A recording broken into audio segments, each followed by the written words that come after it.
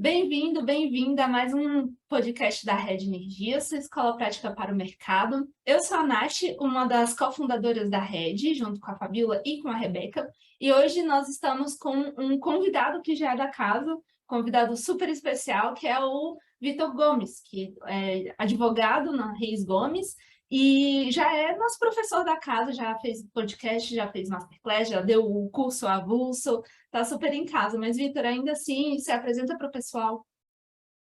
Olá, pessoal. Boa noite a todos. Boa noite, Nath. Já estava com saudade de você, já tem um tempo que a gente não se fala, né? Já estava com bastante saudade, já fiz muita coisa na rede, né? Como você disse, alguns cursos, né? Masterclass, já fui aluno também em alguns cursos, enfim, gosto muito da Rede Energia e recomendo a Rede para todo mundo que eu encontro aí no mercado, né? Em qualquer nível, desde CEO até estagiário, a Rede serve para todo mundo. Bom, meu nome é Vitor, eu sou advogado e economista, sou sócio da Reis Gomes, e hoje a gente vai falar de um assunto aqui que é o PCS, né? É um assunto que não é muito óbvio, não, Nath. É um assunto bastante complexo, né? Foi um procedimento simplificado feito no ano passado, com vistas a garantir a segurança do suprimento de energia, mas a gente vê no mercado aí muita gente falando coisas que não são muito verdadeiras sobre o PCS. Então, a gente está aqui também para esclarecer, tá bom? Então, Perfeito. fique à vontade, estou à disposição para perguntas. Já vou começar o bombardeio de perguntas. Primeiro, esse podcast é uma encomenda de uma aluna nossa, né? Ela falou, Nath, onde eu faço estágio, tá todo mundo comentando muito e eu queria conseguir acompanhar. Então, surgiu daí. Então, vamos começar primeiro do básico mesmo. Em qual contexto que ele surgiu? O que que significa PCS? É, enfim, essas informações mais básicas para contextualizar todos os ouvintes. Perfeito, Nath. Hoje, no dia de hoje, eu não peguei exatamente qual que é o preço do mercado de energia, mas o PLD está bastante baixo, né? Está próximo da mínima, do piso, né? Mas a gente tem uma memória um pouco curta, porque há menos de um ano atrás a gente vivia uma crise energética grave, né? E existia até mesmo uma expectativa de racionamento de energia por volta de, se falava muito por volta de novembro ou dezembro de 2001, poderia ocorrer um racionamento de energia. Então, há um ano atrás, a gente estava nesse contexto, né? Tanto é que foi criado um comitê especial, o CREG, né, para poder monitorar a crise de energia, e no âmbito desse comitê se chegou à conclusão que se deveria fazer um processo simplificado para a contratação de usinas que poderiam entrar no sistema de forma rápida, né? Seria uma contratação num período de suprimento de maio de 22 até dezembro de 25, né? Então foi feito esse PCS, né? Procedimento competitivo simplificado para contratação de reserva de capacidade.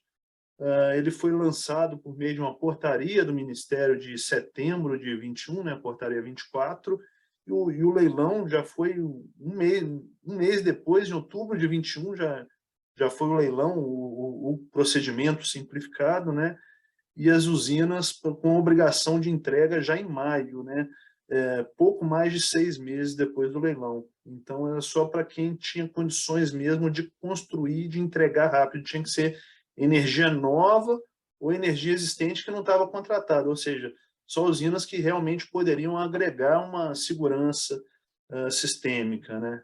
Então Uhum. é Ele isso, foi, o contexto é esse, tá? tá. Era simplificado para justamente ser mais rápida essa contratação para começar a atender agora em maio de 22. Isso se fosse um procedimento normal, né, um leilão comum, como os leilões de energia nova, né, eles têm uma série de etapas anteriores ao leilão e que até mesmo de habilitação técnica perante a EPE, né, prazo mais dilatado para publicação de edital pela ANEEL, de contrato, de elaboração de contratos. Então, por isso, se precisava, naquele momento, se precisava que tudo fosse muito rápido, né?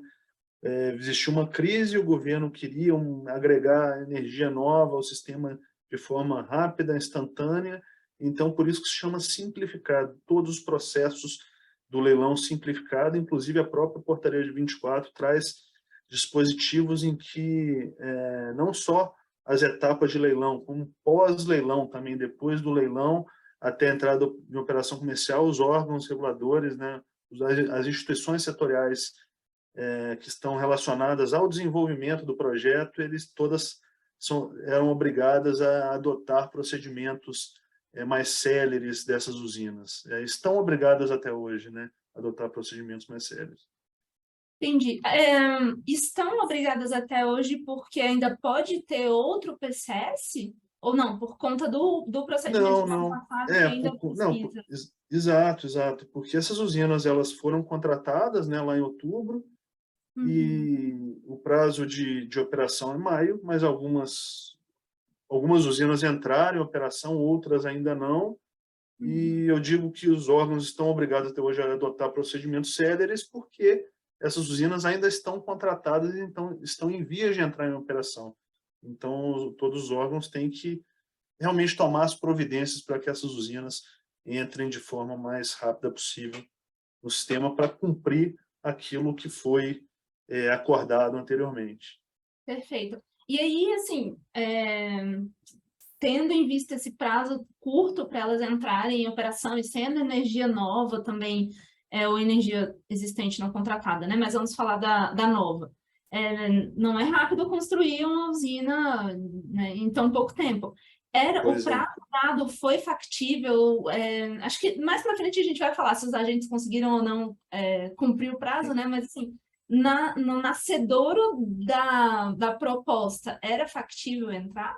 Era factível para algumas tecnologias, né? Existem tecnologias que realmente não tem como construir em tão pouco tempo, né, Nath? Você mesmo trabalhou numa associação de PCHs, não tem como fazer uma PCH em 6 meses, né? Impossível. Praticamente impossível. Não sei, às vezes deve ter alguma que foi feita em tão pouco tempo, mas não é comum, né? Agora, outras tecnologias, como motores a gás, foram realmente os vencedores do leilão, são a grande maioria, né, de usinas que ou colocaram tecnologias a gás, a motor ou a ciclo aberto, realmente é possível, sim, mas o desafio é grande, mesmo com as tecnologias de implantação mais simples, o desafio é bastante grande, mas é factível sim. Legal. E assim, só de curiosidade, né, justamente por ter vindo de associação, eu sei que o mercado sempre reage. Não importa a ideia, se é boa ou ruim, tem alguma reação positiva. Um lado vai gostar e um lado não vai gostar. Como que o mercado reagiu ao PCS, às regras, a essa limitação de fonte, né? Porque o prazo para construir é uma limitação. Como que foi essa reação? Acharam precipitado? Acharam cabível? Qual foi o burburinho? A gente vê muito hoje engenheiro de obra pronta, né? É aquilo, como eu comecei falando, hoje o PLD é R$ 50, R$ 60, enfim, um valor baixo, né? Então hoje a gente vê muito engenheiro de obra pronta que fala, não deveria ter contratado, né? Usinas com contratação por volta de R$ 1.500 e tal, é muito caro, mas esquece de, né, voltar um ano no tempo, né? Há um ano atrás, o tomador de decisão, né, quem fazia política pública, viu que realmente estava numa situação muito grave e que energia cara é aquela energia que falta, né? Então, de fato, foi uma decisão acertada naquele momento, né? E ainda assim, até hoje a gente consegue enxergar que é uma decisão acertada, porque existe uma volatilidade muito grande no PLD, no regime hidrológico, né? Imagine se a gente tem uma seca próxima à seca que houve no ano passado. Nós teremos problemas de novo no ano que vem. Essas usinas estão contratadas até dezembro de 25. Então, elas têm sim um papel importante no sistema até 2025. Elas vão ficar mais 3 anos aí. Em 3 anos pode acontecer muita coisa, podemos ter problemas graves pela frente, né? Não é porque choveu muito que a gente vai deixar de precisar dessas usinas, né? A gente vê decisões erradas que foram tomadas em outros países, a gente vê hoje a crise europeia, né? Eles tomaram decisões de política energética muito erradas no passado, né? Até vamos dizer, um foco muito grande em renováveis, esqueceram de aumentar a capacidade térmica, e a gente vê como está hoje, né? O preço da eletricidade na Europa, para 2023, você vê em alguns países, bate 1.000 euros o megawatt-hora. Você já imaginou o que é isso? Isso desindustrializa um país, é assim, um desastre para a economia dos países europeus. Então, felizmente, no Brasil, a gente fez isso, né? O que, de certa forma, protege um pouco de uma futura crise energética. E também temos o leilão de reserva não só o PCS, né? No ano passado também foi feito o leilão de reserva de capacidade, né? Nós faremos nos próximos anos também outros leilões de reserva de capacidade que servem para isso, para que a gente não chegue à situação de crise energética que a Europa está passando hoje. Então, a gente ter tido um leilão de reserva de capacidade não invalida também o PCS? Não, são complementares. São Uhum. complementares. A gente vai precisar, nos próximos anos, das usinas do PCS, das usinas que ganharam o leilão de reserva de capacidade, e, eventualmente, das usinas que vão participar do próximo leilão de reserva de capacidade, que deve ocorrer no próximo ano. A gente não pode abrir mão de nenhuma capacidade instalada no país. Uhum. Interessante. E, Vitor, as usinas que entraram em maio, né, de 2022, que era a previsão, elas já foram chamadas a gerar? O que acontece? Algumas usinas que ganharam, elas ganharam com inflexibilidade. Então, eu não tenho detalhes de todas, tá, Nath? Mas uma usina que eu conheço, de fato, ela está gerando inflexível o tempo todo. Então, está entregando energia ao sistema. A Tá? Mas eu não 1.500. conheço todas. Uhum. Eu não conheço todas que entraram em operação, não sei o detalhe de todas, mas a que eu conheço, de fato, ela está gerando, está entregando energia que se comprometeu com o sistema. Entendi. Vitor, você, de improviso, consegue explicar, simplificar o conceito de flexibilidade para os nossos ouvintes? A inflexibilidade? Inflexibilidade ou flexibilidade? A inflexibilidade é o seguinte: as usinas termoelétricas, elas têm elas podem gerar, né, a hora quando elas tiverem combustível, né? Então, o que acontece? As usinas, elas podem não gerar nada em determinado momento, ou podem gerar até a sua capacidade instalada, né? Diferente das fontes intermitentes, que geram de acordo com a intermitência do sol ou do vento, né? As fontes termoelétricas são controláveis, pode gerar o quanto quiser, desde que tenha combustível. As usinas inflexíveis, né, as que têm inflexibilidade, são aquelas que geram o tempo todo de forma constante, né? Por exemplo, muitas que venderam nesse leilão resolveram declarar uma inflexibilidade alta, né, e geram em determinado tempo sem depender do despacho do operador, né? Geram independente do despacho o tempo todo a sua capacidade instalada total. E Acho que aí, é isso. justamente por ser independente, ela vai gerar, mesmo tendo um preço acima do CMO, né? E mesmo ela podendo ser desligada a qualquer momento, ela ainda assim vai continuar gerando, né? Isso, ela continua gerando. Hoje, por exemplo, no país, você pegar aquele informativo do ONS, PDO, né, informativo diário, como eu disse, o PLD está muito baixo, né? Então, nenhuma usina deveria estar gerando, nenhuma usina termoelétrica, mas existem as usinas que declararam inflexibilidade. Então, se você vai lá ver, tem algumas usinas gerando, né? Não tem nenhuma por ordem de mérito, que é o ordem pelo que o ONS chama de acordo com custo, né? Mas tem várias gerando de forma inflexível no sistema. Não sei exatamente o número, mas não é desprezível, não. Então, tem um volume substancial de usinas inflexíveis no Brasil hoje em dia. Certo. E, Vitor, então, agora que a gente explicou, contextualizou essa parte mais básica, eu quero ver sangue, eu quero entender por que está todo mundo falando do PCS, qual é o problema que está tendo? Por que que você fez esse comentário no início de que tem algumas informações que não são muito apropriadas? Me conta, qual é o Não, burburinho? então, eu acho que está tendo exatamente o que eu disse. Tem muito engenheiro de obra pronta, né? Tem muita gente que acha que a energia das usinas do PCS não é mais necessária porque choveu muito e fala que é caro e tal. Então, muita gente quer, vamos dizer, rasgar os contratos das usinas do PCS. Entendeu? Então, isso gera polêmica, gera fofoca no setor, né? Gera uma série de pessoas comentando, né, nos bastidores, mas eu acho que é isso. Eu vejo com muita naturalidade isso também, né? Existe muita gente que no PCS houve quem aproveitou as oportunidades, quem estava pronto, quem tinha projeto, quem tinha projeto pronto, quem conseguiu mobilizar recursos financeiros, capitais e recursos humanos para poder fazer projetos rápidos. E tiveram as pessoas que nem ficaram sabendo do PCS, só viram depois, né? Então, isso gera também, né, entre os desenvolvedores de projeto, um certo desconforto, né? É sempre assim, né? Os perdedores falam mal dos vencedores, né? E também tem essa briga de fontes, né? De associações, né? Então, tem associações de determinadas fontes que não concordam, que acham que não devia contratar termoelétricas, mas sim renováveis, entendeu?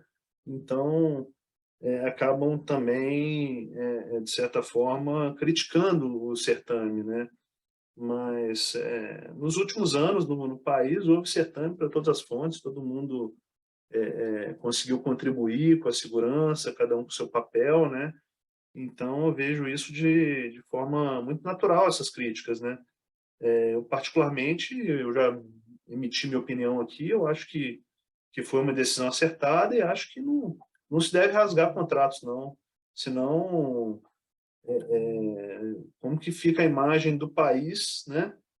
Um país que chega, faz um certame e depois chega, não preciso mais, vamos rasgar esse contrato, né? Isso não faz o menor sentido, né?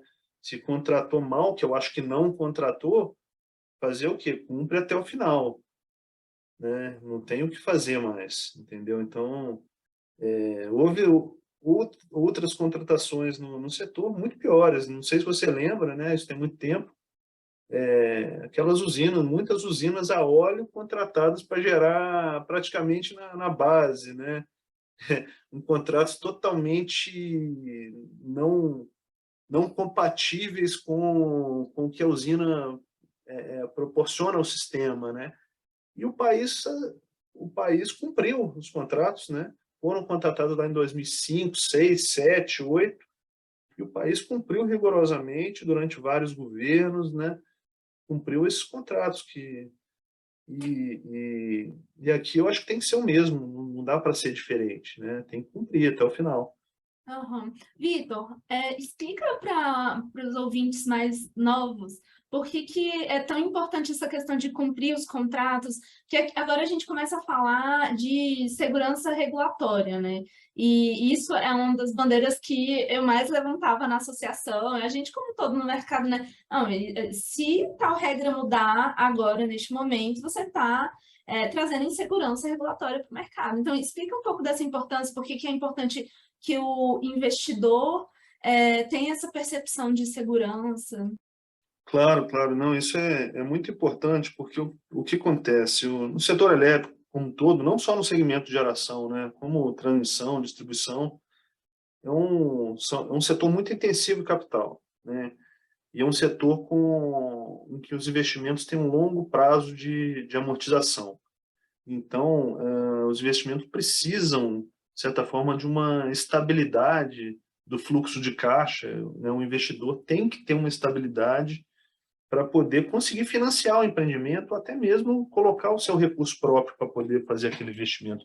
Sem uma segurança, sem ter uma certeza que o Estado, que a distribuidora vai cumprir o contrato, dificilmente alguém colocaria, ou seria só um aventureiro que colocaria dinheiro de risco, que é muito mais caro, né?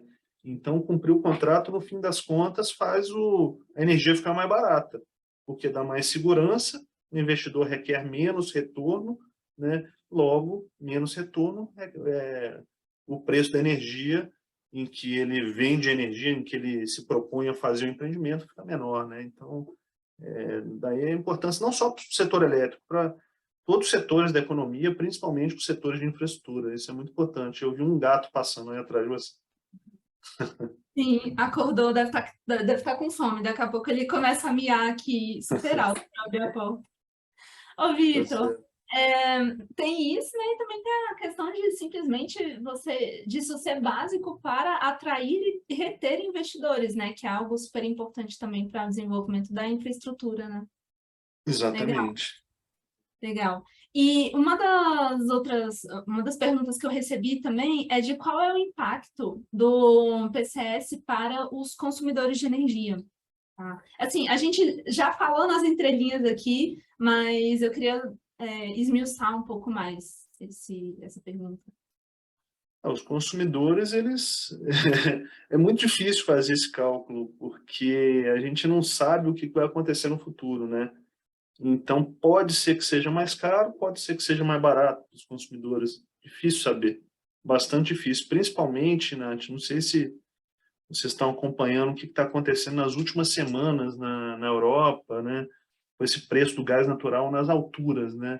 O gás natural em Amsterdã bateu US$ 100 o milhão de BTU. No Japão, né, no mercado JKM, se não me engano, bateu 70. Isso quer dizer que, né, traduzindo esse número para CVU, de usina termoelétrica, né, US$ 100 por milhão de BTU, só a molécula, a gente está falando aí uns 3.500, R$ 4.000 por megawatt-hora. Então, esse é o preço que está lá na Europa, tá? Do gás, só da molécula no mercado spot europeu.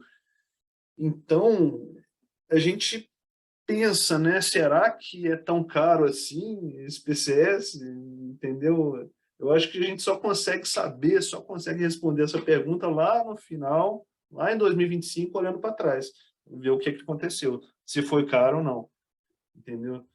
Então, porque muitas dessas usinas têm flexibilidade, né, como eu disse, e tem, inclusive, o custo do combustível ajustado pelo IPCA. Então, é bem provável que tenha sido até um bom negócio o país ter contratado essas usinas do ponto de vista financeiro, tá? Mas, como eu disse, a gente só consegue saber lá em 2025, né? A gente não sabe se realmente esse PLD vai continuar a R$ 60 ou se vai acontecer o que aconteceu ano passado, vai lá para o teto com CMO a R$ 2.000, R$ 3.000, ou até mais do que isso. A gente não sabe o que vai acontecer no futuro. Então, essa pergunta é praticamente possível responder se, né, o impacto para o consumidor do ponto de vista financeiro. Do ponto de vista de segurança sistêmica, aumenta a segurança, né? Não tem dúvida.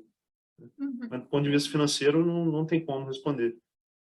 Tá. Vitor, eu tinha a impressão de que a resposta ia ser diferente sobre o impacto para os consumidores, mas acho que a sua foi perfeita, foi super prudente. Mas eu imagino que tenha agentes no setor falando que vai necessariamente aumentar o preço da energia para o consumidor, pelo menos a É, curto prazo. eu acho que depende da metodologia, né, em que as contas são feitas, né, e depende da boa-fé também das pessoas que fazem as contas, né, depende dessas duas coisas. Então, de fato, eu não consigo enxergar assim um cenário claro para frente para poder reafirmar que vai ficar mais caro ou mais barato para o consumidor. Uhum, perfeito. Não, super pragmático, adorei mesmo. Vitor, e você acha que é o caso do governo já pensar algo para evitar a necessidade de um próximo PCS ou não? Não precisa, a gente pode continuar com o PCS, com os leilões de reserva de capacidade, com os leilões de energia nova. Tudo isso é uma combinação, te parece uma combinação prudente ou excessivamente prudente? Eu acho que nunca é bom, né, fazer um procedimento. Nunca é bom ter uma crise energética, né, igual a gente teve no ano passado, né? Evidentemente que a gente tem que fazer de tudo para evitar uma crise. E evitar uma crise é só com um planejamento bem feito, né? A gente teve assim muitos anos de mau planejamento no setor, né? E que culminou com várias crises. Não foi só do ano passado, né? Vira e mexe aí tem problema de crise energética, né? Entre 2012 e 2014 nós tivemos crise, assim, vamos dizer, quase que crônica, né? Com PLD alto durante meses e meses, entendeu? Depois, em 2015, nós tivemos problema. Nesse intervalo, eu não me lembro, mas aí agora, de novo, em 2021. Então, a gente só consegue evitar o PCS com um bom planejamento, né? Com um planejamento correto, firme, com base em evidências, né? Com base na ciência, né? E sem preconceito de fontes, né? Tem que contratar a fonte que realmente o sistema precisa, né? E não ficar com preconceitos e com, vamos dizer, fontes preferidas, né? Por razões assim de marketing, por razões de virtude, né? E como a Europa está experimentando, Uhum. vamos dizer, as consequências das decisões erradas no passado, né? Principalmente na Uhum. Alemanha, né?